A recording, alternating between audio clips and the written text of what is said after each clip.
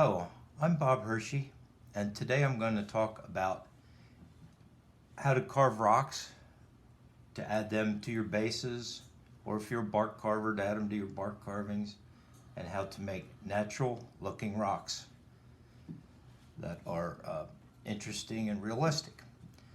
So the first thing, I'm going to do some on the bottom of this, my little bunny rough out base here. I'll use for an example. We're going to have this bunny when he's finished setting on the base. And to do this project, I'm going to use a 60-degree V-tool, a 35-degree V-tool, a number 7 12mm gouge, and a medium detail knife. You can use any gouges or any V-tools that you have. If you don't have a tight V-tool like this, the 35-degree angle, you'll have to do a little more knife work, and it'll take a little longer, but that's okay. So I'll lay these stones out. I'm trying to make field stones, that type of look. And lucky for me, I can't draw a straight line, so we don't want to draw a straight line. So we'll add a little motion into this line. We'll separate the stones out.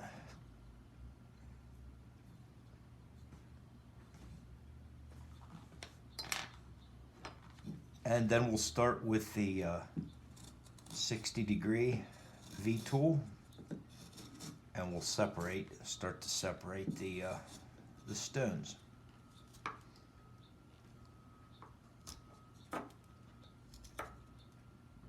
And here again, they don't need to be straight.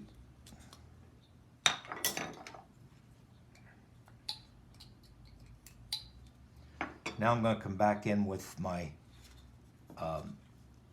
35-degree V-tool and add more depth, more shadow,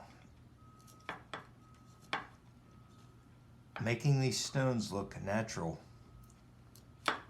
and attractive. Is a lot about creating depth and shadows. So much of what we do in carving is about creating shadows. Now, the most important thing to make these rocks look really good is everywhere you have a 3-point here, you want to make a deep 3-corner chip cut. You almost can't make that cut too deep. The deeper, the more shadow, the more artistic it will look. So then I'm going to start with my knife and start to create more depth between each rock.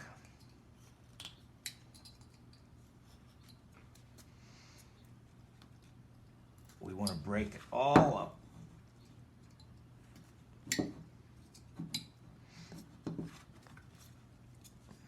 Another thing we need to do as we're breaking these up,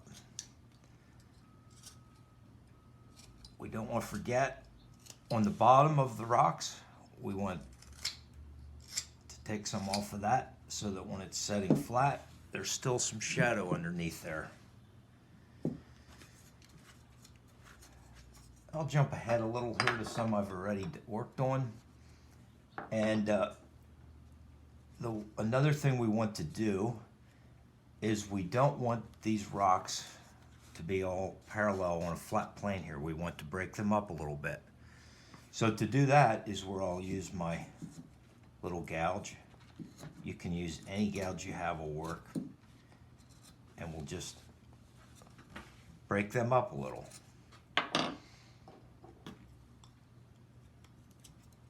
Another thing we can do with the gouge is tuck some of the rocks underneath so that they're not on the same plane.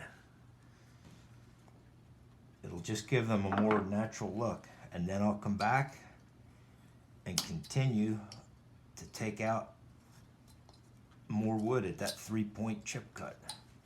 And I'll just keep working that until I get a real nice shadow in there. So I won't talk anything about painting or much about painting these, but I will just say one thing. When you're painting them, I not only carve the shadow, as I do all my carvings, I carve the shadow in, but then I will also paint that in. I will come back later, as I have on this one, and I will paint some shadow in with raw umber. That was a Gary Phelan rough out I did, and I just added these cobblestones to make it a little more attractive on the base. This is a Tom Wolfe inspired piece I did, and here you can see how I've made the rocks. As I've just shown you, I've worked this a lot. It takes a while to do them well. And also you can see it looks a little more natural. The way I've brought the grass down across the rocks, and the tree roots and the grass and the rocks all tied together here makes it an interesting, realistic type look. This is a base that I'm working on now, and you can see the rocks that I've done. I don't have the grass in yet, but you can see how we brought the grass down over the rocks, laid it down over in a kind of a natural way. It's very artistic, I think, that way, and adds a lot of realism to your piece. So that's a piece I'm working on now.